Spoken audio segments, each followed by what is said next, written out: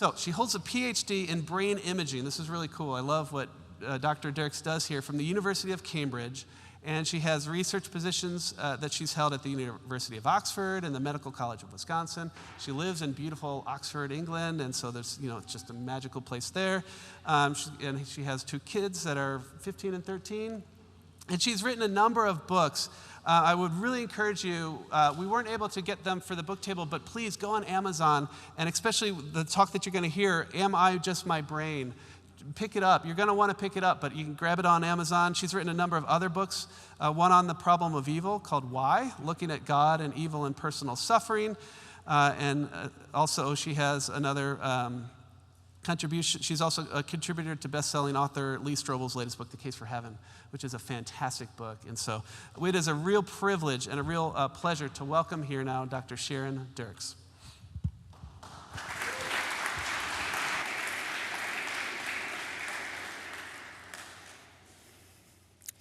Thank you so much, Paul, and the team here at PBA. It's really a joy to be here, not least in sunny Florida when it's rainy and foggy back in the UK, but also just to hear all that the Lord is doing here. It's very exciting, and so thank you so much for inviting me. And so we are looking this morning at the topic of what it means to be human in an age of neuroscience. And everything that I say, as Paul already mentioned, can be found in a book that I have written on this topic called Am I Just My Brain? And I've been thinking about the mind-body problem for a number of years now.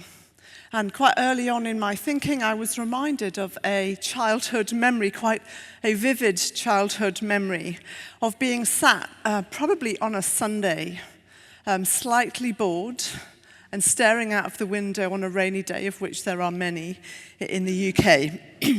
And suddenly, a series of thoughts came to mind. Why can I think? Why do I exist? Why am I a living, breathing, conscious being? Now, I was, something around the age of 11, 12, maybe younger. I can't remember the exact age. I wasn't raised in a religious home, and questions like this were not something that we talked about on a regular basis. And yet here they were, kind of arising from within me, from within my, if you like, my subconscious. Perhaps the philosopher Descartes was right in saying that the thing that we can know with most certainty is that we are conscious. Cogito ergo sum. I think, therefore I am. We each have a first-person experience and perspective on the world that no one else can access in quite the same way. When you walk into a coffee shop, perhaps some of you have done that this morning, you experience many different things all at once. Because you are a conscious being, you might experience the sound of chatter and babies crying, or the smell of coffee, or the sight of people starting their day and checking their phones. And you experience all of this all at once. And you are aware also not just of what's going on around you, but of your own self as well. You are aware of the kind of day you had yesterday. And there is a you that is there today. And it is the same you that was there yesterday. You see, we are conscious beings. Perhaps Thomas Nagel got it right when he said in his famous paper that he wrote, What is it like to be a bat? He said, there is something that it is like to be you that no one else can access in quite the same way. But what is the nature of human consciousness? And where does it come from? Now, I'm all too aware that I am not alone in thinking on this topic, particularly at PBA here. I know that Brandon has written and thought a lot on this, and of course JP needs no introduction in terms of his work on this topic. And I suppose where I'm coming from on this is thinking about it in light of the age of neuroscience that we live in. We live in an age of neuroscience that is uncovering more and more about the structure and function of the human brain. And this field continues to embark on some extraordinary projects. You will all be aware of the Human Genome Project.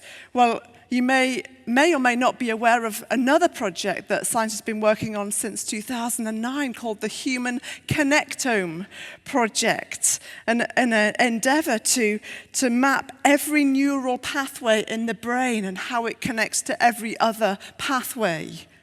What? And this is just one example of what is happening in neuroscience. And of course, the kinds of things that we can look at has really exploded in the last 3 decades, in the lifetime of some of you sitting here, because of the arrival of brain imaging techniques that allow you to look inside the human brain without cutting into it. And therefore, you can study healthy volunteers until the cows come home if you want to. And I had the privilege of spending over 10 years in functional MRI research, both in the UK and in the US. I spent 3 years doing a postdoc at the Medical College of Wisconsin looking at cocaine addiction, which of course is when people are in an altered state of consciousness. And of course, neuroscientific research has much to say on the topic of human consciousness. On one level, conscious states and brain states are closely correlated. We can see that as the brain of an unborn baby develops, it grows in conscious awareness. Or when a brain trauma occurs, this can have a significant impact on the state of conscious awareness of the person.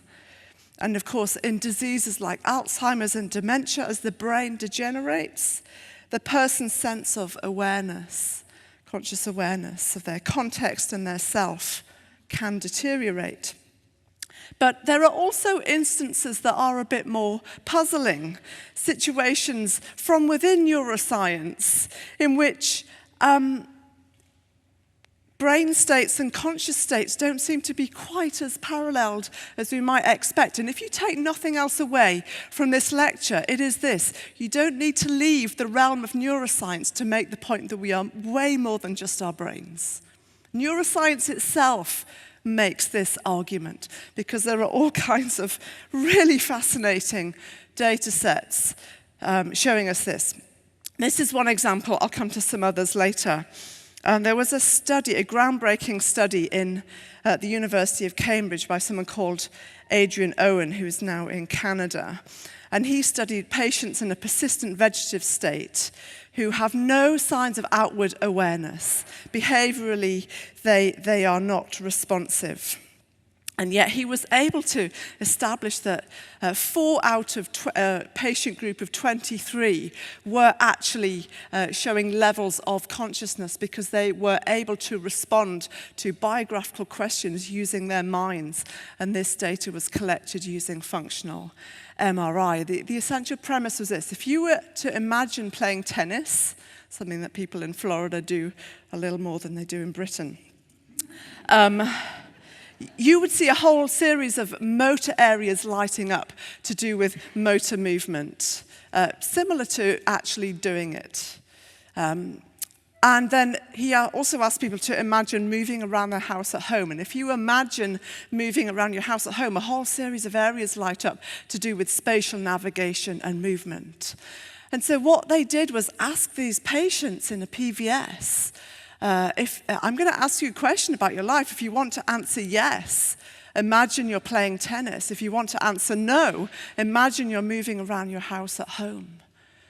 And a very small number of this patient group answered correctly every biographical question, demonstrating that they were showing levels of consciousness, even though many of the parts of their brain responsible for conscious awareness were not functioning as they should be. And in a popular level book, Adrian Owen described it as them having intact minds adrift deep within damaged bodies and brains. And so this is not a straightforward question. This is not often the kind of physicalist view that I will get to in a minute makes it seem so straightforward. And yet neuroscience itself presents some perplexing data sets that give us pause for thought. And of course, the view that all of this sits alongside, and the view that often is the one that we hear both in the academy and also at a popular level, is that everything that it is to be a conscious human being is located in the activity of your brain. In other words, you are your brain. And there are some brilliant scientists who believe this. One of them is Francis Crick, who you'll know for his work on co-discovering the DNA double helix and won the Joint Nobel Prize for this in 1962. Later on, he wrote in another book, The Astonishing Hypothesis, he said, your joys and your sorrows, your memories and your ambitions, your sense of personal identity and free will are in fact no more than the behavior of a vast assembly of nerve cells and their associated molecules. As Lewis Carroll might have phrased it, you're nothing but a pack of neurons. How do you feel about this? Is it true that you are simply a pack of neurons? Clearly, the brain is very important, and I very much enjoyed studying it. But does it explain everything about people? And of course, if human consciousness is purely material, then in theory, one day it will be generated artificially. Will there one day be conscious androids walking the streets of West Palm Beach? Will human levels of consciousness eventually be possible in machines? And of course, we see that AI, or more specifically narrow AI, is improving speed and accuracy in all areas of life. But processing ability, the ability to process information, is a very different thing to having conscious awareness. Just because an algorithm appears to be conscious, as it often does not necessarily mean that it is. You only need to try and have an in-depth conversation with Google or Alexa to highlight this. My children once had a conversation with Siri. Siri, how are you? I'm fine, thanks for asking. Siri, who made you? Siri was designed by Apple in California. Siri, are you a person? Sorry, Sharon, I've been advised not to discuss my existential status. Siri, why are we here? I don't know, maybe the Genius Bar folks can answer that. Siri, why do we exist? I process. Why do you exist? Sorry, I process, therefore I am. But we must not be fooled into thinking that just because these algorithms appear to be conscious and it appears that we are having a conversation does not necessarily mean that they are conscious. Information processing ability is being highly developed, but there is no indicator that that is the same as conscious awareness. And in fact, there are two very different things at play in this whole conversation. There is the brain, with all of its cells and neurons and electrical activity and synapses and chemicals. And then there is the mind with all of its thoughts and feelings and emotions and memories and decisions. Andrew Newberg, in his book Principles of Neurotheology, describes the mind as the internal and subjectively experienced functions involved in thoughts, feelings, emotions, memories, and reasoning.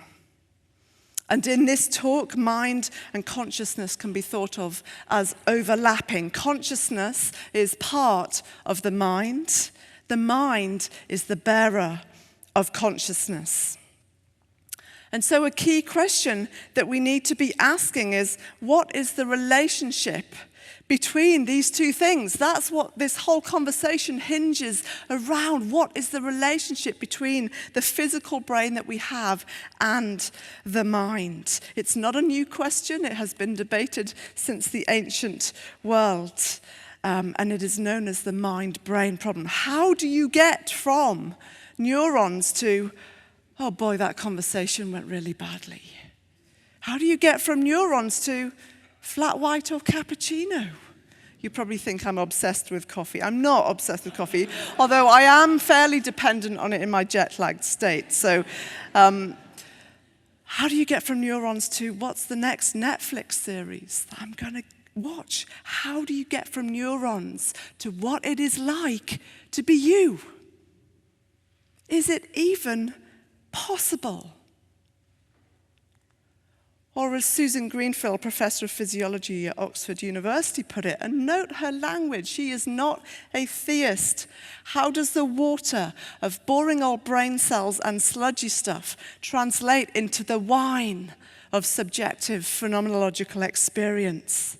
How do you get from water to wine?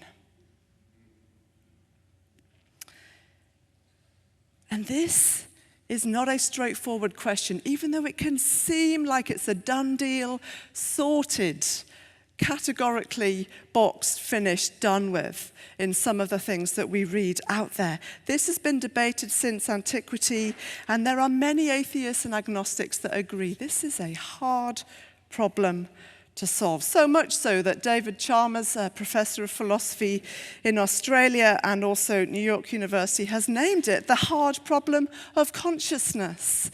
He distinguishes between easy problems, which look at the structure and functions and parts of the brain that are turned on and off when you move from one state of consciousness to another, such as from being awake to being asleep. And I hope that there are no altered states of consciousness going on at the moment. Or from being awake to being under anesthetic, like you would in surgery. Those are easy problems, though, of course, they're not easy. Whole lifetimes of research are taken up in their quest, but compared to the hard problem, they are trivial, because the hard problem is, how on earth do you account for what something is like? How do you account for what it's like to be you? And of course, the perspective driving some of this conversation is saying that mind and brain are essentially the same thing. Mental states are brain states. Mental processes are brain processes. And proponents of this view essentially have two approaches. The first approach is that solving the easy problems will solve the hard problem. If we solve enough easy problems about structure and function, eventually the hard problem will kind of pop out of the bottom, as it were. And the reasoning goes that we had all kinds of things that we thought were mysterious in the past, things like kind of the problem, how vision works and learning and memory and emotions and all kinds of things that seemed mysterious in similar ways to consciousness. But now we are starting to dig into those, and we are solving them, and the same will be true of consciousness. But this approach actually has a number of problems. Let me try and show you why. Just hold this picture in your mind. Imagine I were to ask you to describe to me the smell of coffee. And if we live in a physical world, a closed system of cause and effect, all you have to work with are physical descriptions. So describe to me the smell of coffee.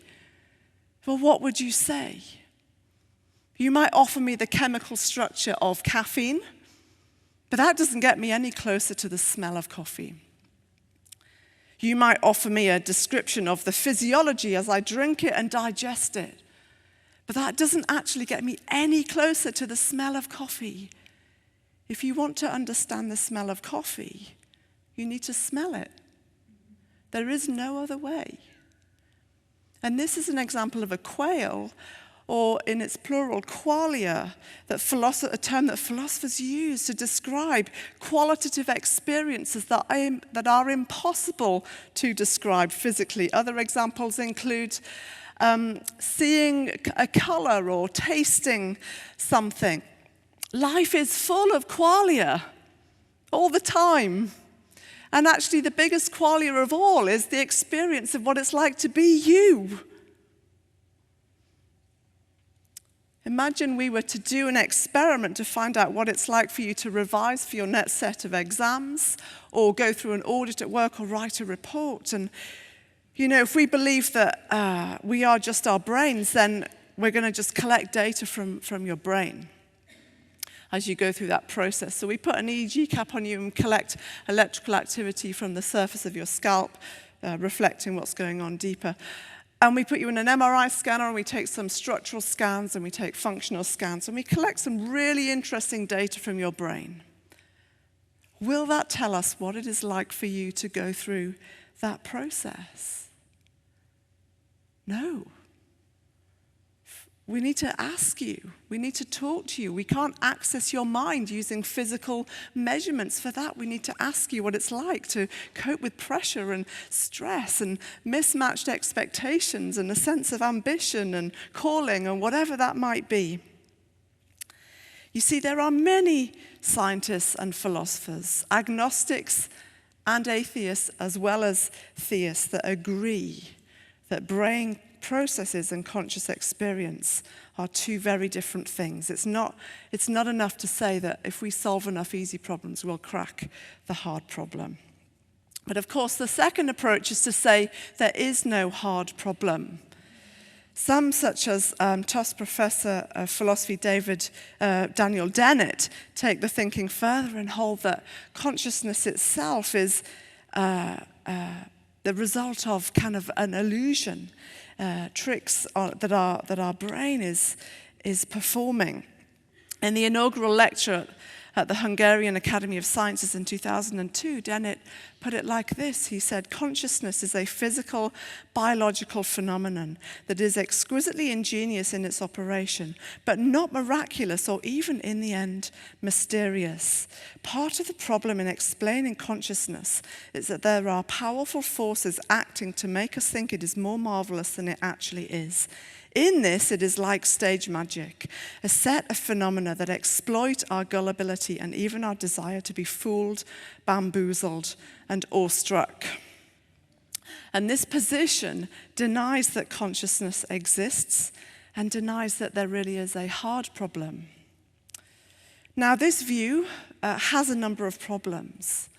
The first problem is that it collapses immediately into coherence and is incoherence and is self-defeating. Paraphrasing Dennett, there is no first-person experience. There isn't something that it is like to be you. And so the person expressing the view is saying, my first-person perspective is that there is no first-person perspective. Well, then it becomes impossible to say anything. This view also undermines the reliability of the mind. If our conscious self is simply an illusion of the brain, then how can we trust any thought that we have, including the very notion that consciousness is illusory? Put another way, what are these powerful forces acting to make us think that consciousness is more marvelous than it actually is? How do we not know they are also at work in Dennett's argument, distorting it, causing him to believe something that is not actually the case? You see, Dennett assumes that he is outside of the concepts that he seeks to explain.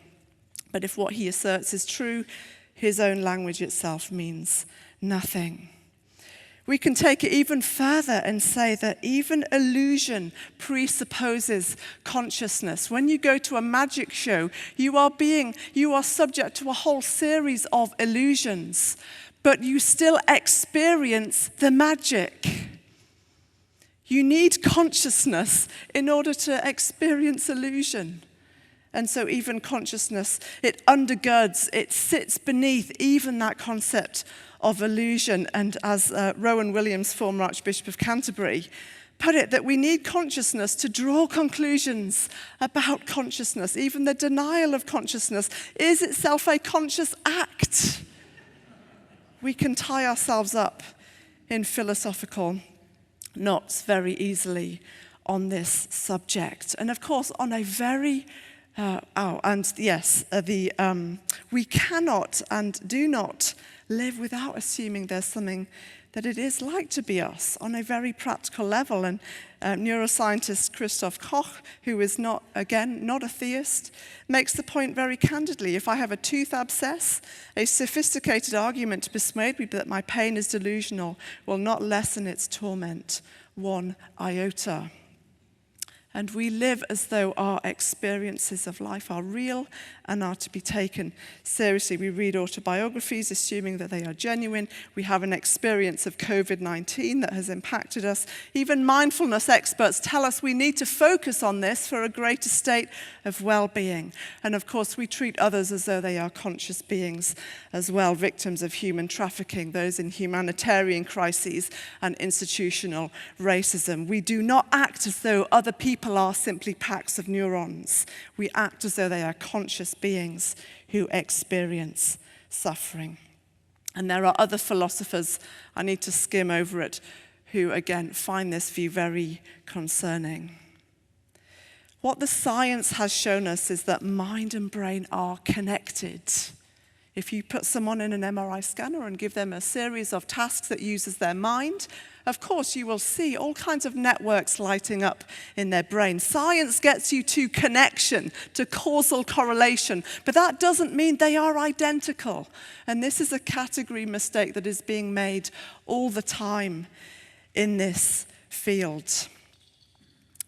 The second view that I want to look at is that the mind emerges from the brain. This view says that the brain generates the mind.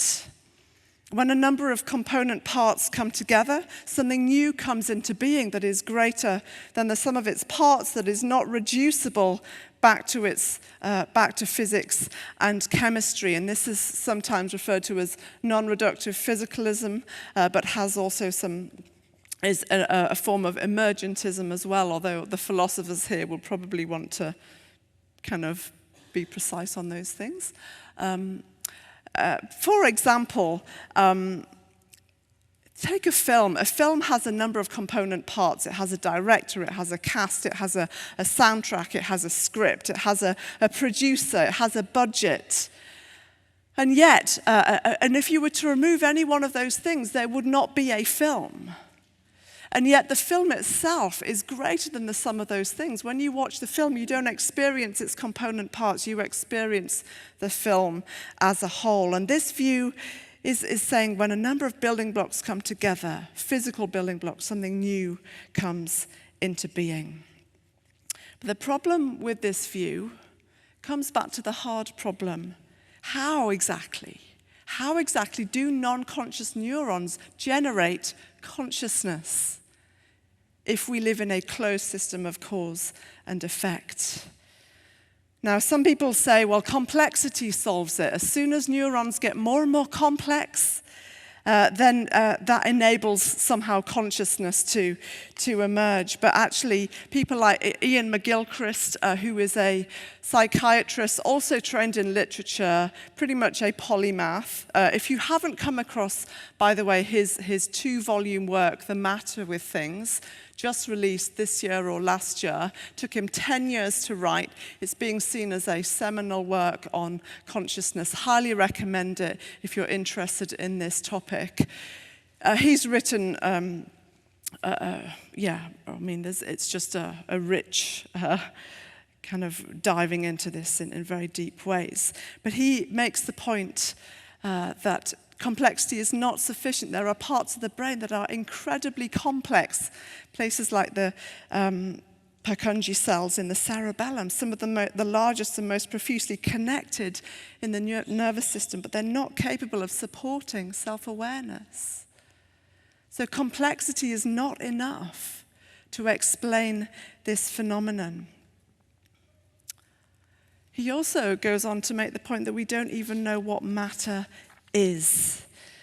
He says this: no one has the slightest idea of a mechanism by which consciousness could emerge from unconscious matter. In any case, matter evanesces as we look at it more closely, and it turns out to be every bit as inscrutable as consciousness itself. The atom has the curious property that while from a distance it has a blurry self-consistency, it does not become clearer but more indistinct as you zoom in, so that there is less and less to see until it evades your grasp entirely, and its nature changes by the mere fact of being observed. All this is fine, but it renders impossible the role in which materialists wish to cast matter, the solid, mind-independent basis of mind. We don't even know what matter is, let alone rely upon it to explain something as complex as human consciousness. And as I mentioned earlier, what we seem to see is a confusion of philosophical positions with what the science can actually tell us. There is no scientific study you can do to show that neurons create thoughts. I was drawn to this cover of Scientific American a few years ago, and I've circled the area. Well, the title is How the Mind Arises, Network Interactions in the Brain Create Thought. Now, this is in a scientific journal, and it gives the impression that that is a scientific statement. But there is no scientific study that you can do to show that that brains create thought. The science gets you to connection, causal correlation. To say that neurons create thought is a philosophical position. And we are seeing people cross this boundary all the time. They think the science is showing something. They're actually making a philosophical statement based on their view of the world. And as apologists and people that are seeking to engage people, we need discernment to know when that barrier has been crossed. We've left what science can tell us. We're making philosophical statements. And we need to learn the art of doing this. And so we are still faced with the hard problem of human consciousness. However, there are a number of theists that do hold this position, but that's because they don't believe the system is a closed one. They believe that under theism, the system is open, it's not closed. God exists, and therefore there is hope for crossing the chasm. So another position as we motor our way through is that the mind is beyond the brain. This view says there are two kinds of substances. The mind is a non-physical substance and the brain is a physical substance. And these two are distinct, but they do interact, and it's referred to as substance dualism, traceable to the ancient world, voiced in the Renaissance and beyond by philosopher René Descartes, held by a number of philosophers today. Not least J.P., who would say in Beyond Death, but also in a number of other places, that the brain is a physical substance that has physical properties, and the mind or soul is a mental substance that has mental properties. The soul and brain can interact with each other, but they are different substances with different properties. And so this view would say that humans cannot be explained simply in terms of physical systems. There are also, the mind is non-physical and it interacts with a physical brain. Of course, the question that substance dualists have to answer, especially to the scientists, is, well, how exactly does a non-physical mind interact with a physical brain, especially when the sciences show them to be so integrated together? And so those are the questions that the substance dualist must look at. A final philosophical position, although of course there are many others, and I'm kind of summarizing a vast area, is to say this: look, starting with physical building blocks and trying to build a bridge to human consciousness doesn't seem to be getting us anywhere. What if we reverse that and consider human consciousness to be fundamental, a fundamental building block of the universe, and build a bridge back to the brain? And that is essentially what this view, panpsychism, has done. Pan meaning all, psyche meaning soul, essentially takes the view that consciousness is fundamental. And some would say, including Chalmers, would say that consciousness is universal, that everything possesses levels of consciousness, even down to the atomic scale. And people like Philip Goff, who I debated on Justin Briley's unbelievable program a couple of years back, would say that even electrons and quarks have unimaginably simple forms of experience. And this is an interesting approach. It certainly puts the fundamentality of consciousness back on the table. There's a lot of common ground here that we can affirm. As theists, we believe that consciousness is fundamental. But of course, how that works out is to be discussed. There are a number of questions I need to resolve. How do you explain the different levels of consciousness in humans that seem to be an order of magnitude different to the rest of the created world? How do you explain the unity of consciousness? If quarks and electrons have simple forms of consciousness, why don't we have 3 trillion conscious experiences? Why do we just have one? So there's something around the unity of conscious experience. And of course, JP started to talk about near-death experiences last night, and I won't spend long on this, but simply to say, like I said earlier on in the talk, that the data from clinical research is suggesting that the connection between human consciousness and brain activity is far more complex than simply brain chemistry on its own. And of course, one of the data sets that gives rise to that is the near-death experiences data set, where patients have been put in a state of reversible clinical death for the purposes of surgery. Their heart has been stopped, their brain has been stopped. There's no signal, no detectable signal coming from either of those things. And yet between 7 to 10% of patients are reporting when they're resuscitated that they were conscious during the surgery. And this is not just ad hoc. There have been systematic categorical studies done in multi-site, multi-country studies. And so it's a fascinating data set. Is this evidence that actually conscious awareness can exist even when the brain is in a state of reversible clinical death? And it's fascinating when a physicalist changes his view on the mind-body relationship based on an experience that he has. And this is what Dr. Eben Alexander writes about in his book, Proof of Heaven. Former Harvard neurosurgeon used to think if you don't have a working brain, you can't be conscious, until at the age of 54, he developed very severe bacterial meningitis.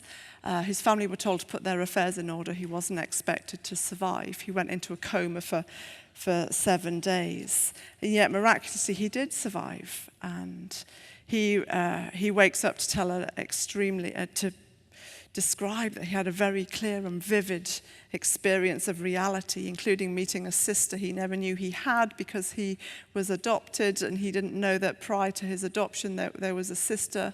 And he ends up meeting this sister in his coma, and he was able to describe her perfectly, and later is shown a photo of her, and that photo and his description match exactly. Fascinating, right? And certainly if you are just your brain, you wouldn't see this kind of data set at all. Now, of course, we're not wanting to offer it as proof of heaven necessarily, but in terms of, under naturalism, this kind of observation makes no sense at all. It's an anomaly. But if God exists, we can say, well, we can find a place for that kind of data set, that we haven't answered all our questions about heaven, hell, and judgment, and so on. But we do believe there's more to us than just our physical brains. And so human beings are complex, and when we seek to answer questions of human identity, we need to take into account the full scope of human experience and what the clinic is showing us.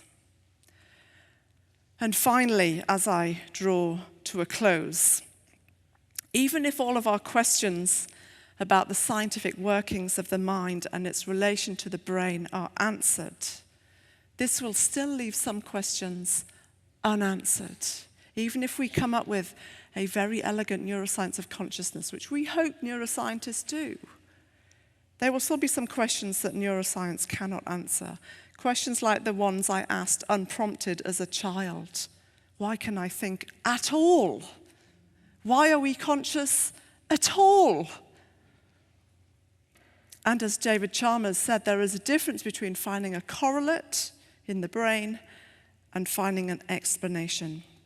And what is the best explanation for why we find ourselves in this universe as conscious beings? You see, if God does not exist, then human consciousness has arisen as a kind of an anomaly in a non-conscious universe of time plus matter plus chance. We're kind of here. We don't really understand how or why. Now, that's not impossible, but it's surprising.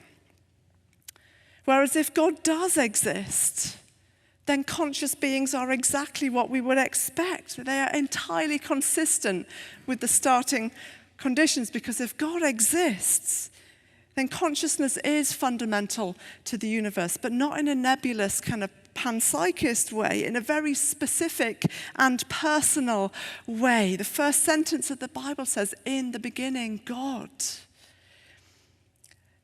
Before there was anything material, there was God, and God is a conscious being in a conscious community of Father, Son, and Holy Spirit. You see, we didn't start with chemicals, but with a divine mind. Or as the opening verses of John's Gospel say, in the beginning was the Word, and the Word was with God, and the Word was God. He was with God in the beginning. Through him all things were made. Nothing was made without him that has been made. And if this is true, then we have grounds for making sense of the human mind, and there is hope for solving the hard problem of consciousness. And of course, this view says that humans are made in the image of this God and reflect some of his qualities. And so we can think because God thinks. And there you have the foundation for being an intellectual as a Christian. It is what it means to be made in the image of a God who is a thinker. He has a mind, and he's given you one as well. We are conscious because God is a conscious, rational being. And the Christian can say even more than that we have the mind of Christ. And we're called to not conform to the pattern of this world, but be transformed by the renewing of that mind. And so it means that there is so much more to us than just the activity in our brains. And it means that even if our brains change and decay and grow old, which some of us in this room are closer to than others, there's a nice range here. But it means that our value and our worth, even if your brain changes, even if you are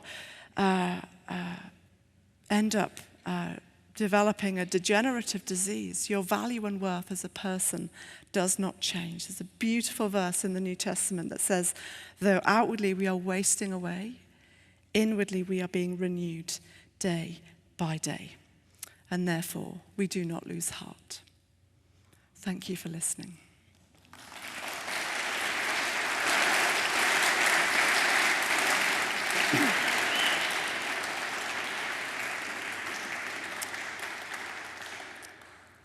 I think we've got 10 minutes for questions, so Paul's going to send the microphone round.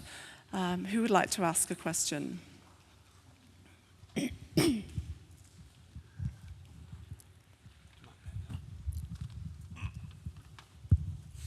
Hello. One thing that I'm kind of wondering, you talked about panpsychism. However, I've also heard of a view called idealism, which sounds like almost exactly like that. So I'm wondering, what is the difference between those two views? Yeah, that's a great question. To my understanding, idealism would say that mind, and it may be that the philosophers here can kind of parcel this out better, that mind is fundamental and primary to everything. And actually, in a sense, in that opening verse of Genesis, in the beginning, God, that is saying that it's actually that mind existed before everything, and everything else comes from there rather than the other way round. And so in a sense you can say that the Christian theist is an idealist with respect to God, that because God, that mind can exist independently of their physical brain. That is essentially what an idealist would say. And then beyond that, there are kind of different views in terms of how that works out in human beings. So you can have a mind without a body, which is true of the Godhead, and that is the idealist position. But then how that works out in human beings, you have sort of diversity of views, some saying that, mind is non-physical, interacting with physical body. Others would say that the brain generates the mind. And I suppose a panpsychist is saying that mind is fundamental to everything, but it infuses the physical. Whereas the idealist is saying that you do not need the physical for mind to exist. Yeah. Thank you for the question. Okay, great. There's one at the front here.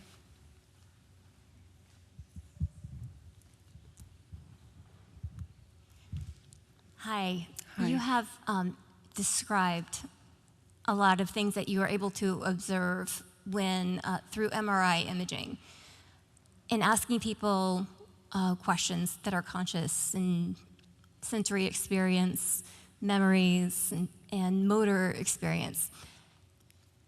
J.P. Moreland last night was talking about people experiencing not only natural, but a supernatural experience, seeing an angel or demonic activity or experiencing a miracle. Have you seen anyone who, through MRI imaging, who had experienced anything like that, and what effect does that have on the brain? And also, have you ever had somebody pray during imaging and seen the effect that that has on the brain?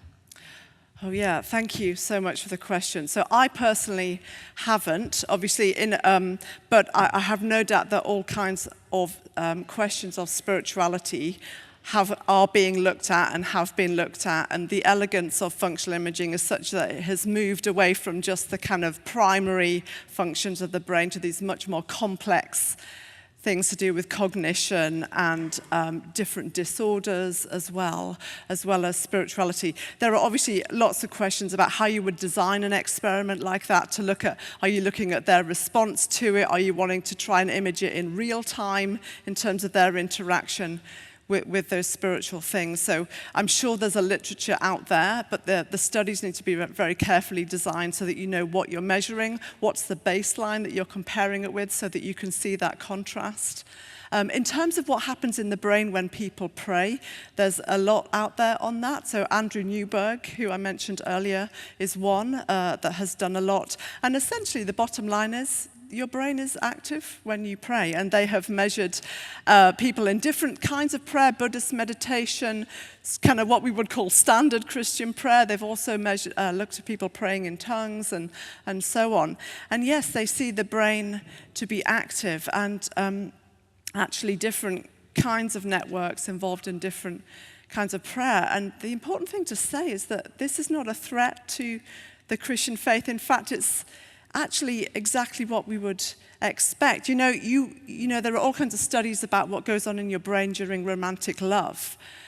And at no point do we look at that data and think, oh, well, that's it for romantic love. It's all brain activity.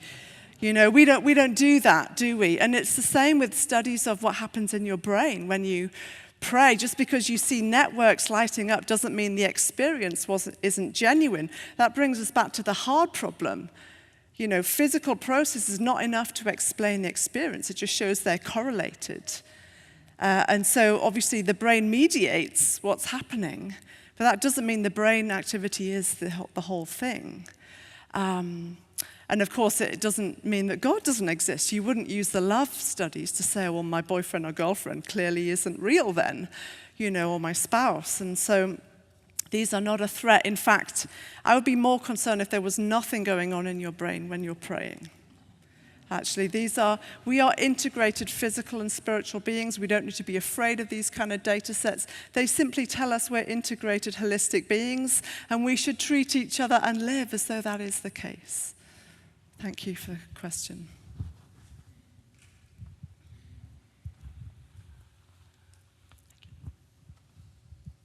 Thanks for coming. This is very interesting. Near-death experiences, intensely fascinating. Are you saying that people who they have no consciousness are having a conscious experience like that they remember when their brain activity when they're having a near-death experience is nothing, or it's something?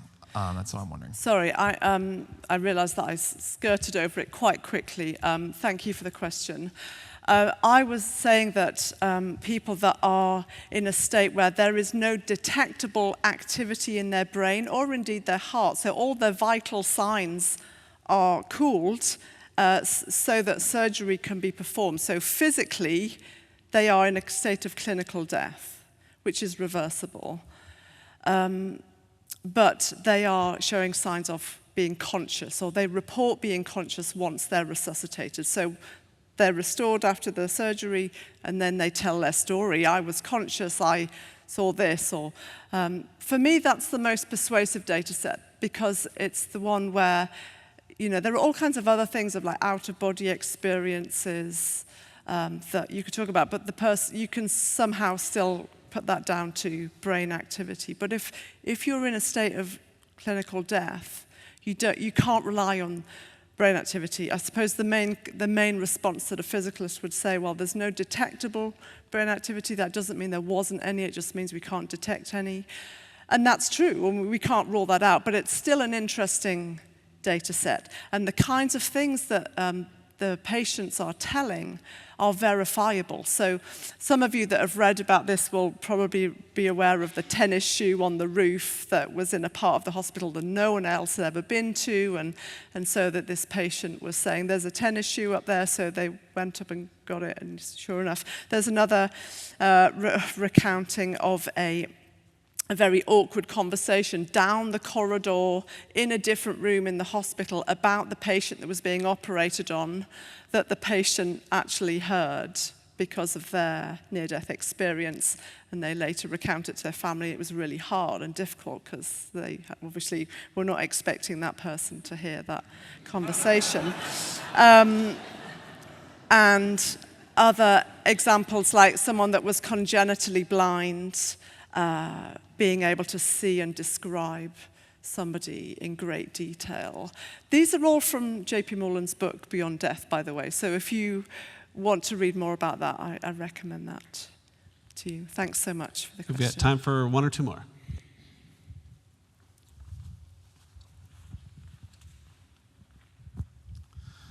Thank you so much for your talk. Brilliant.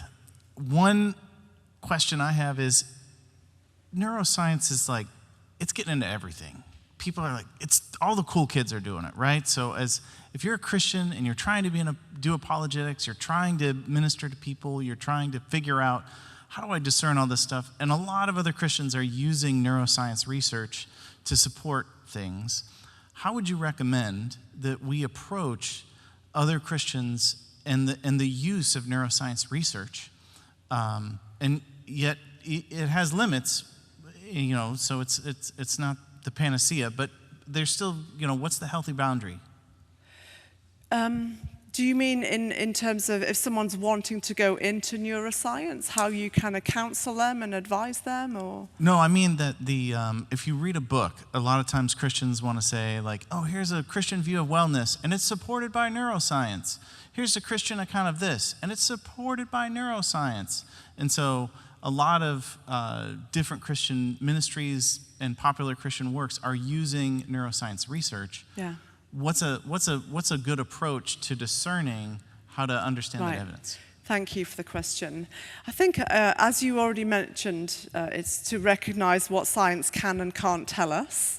So and to be aware of the backdrop that we are in, which is one of physicalism, and of course one of, if a scientist says it, then it seems to carry a certain authority and weight.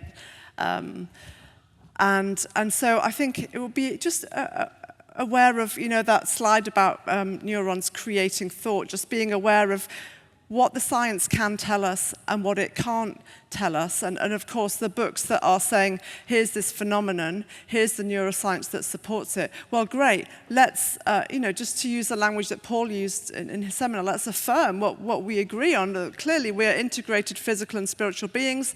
Here are the networks, or some of the networks that are involved in this. But of course, that's not the whole explanation.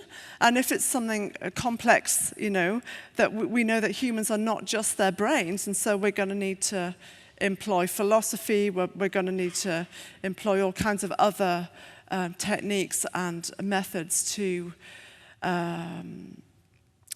respond to that. A key example might be in the area of kind of mental health. If you are just your brain, then in theory, the outworking of that is just medicate. But of course, we know that medication is actually vital because there are chemical imbalances that need resetting. But it's not the whole thing. We know that also we need to engage the mind in talking therapy. And actually, if we argue that we're spiritual beings as well, then we need to address the spiritual side of our humanity if we want to achieve holism and wholeness. And so it's just recognizing, look, there's a physicalist backdrop that a lot of this is written into, affirm what we can agree on, but recognize it's not the whole story, it's not the whole explanation. There are other things we need to bring in as well to understand that properly. All right, let's give Dr. Sharon Dirckx a round of applause. Thank you.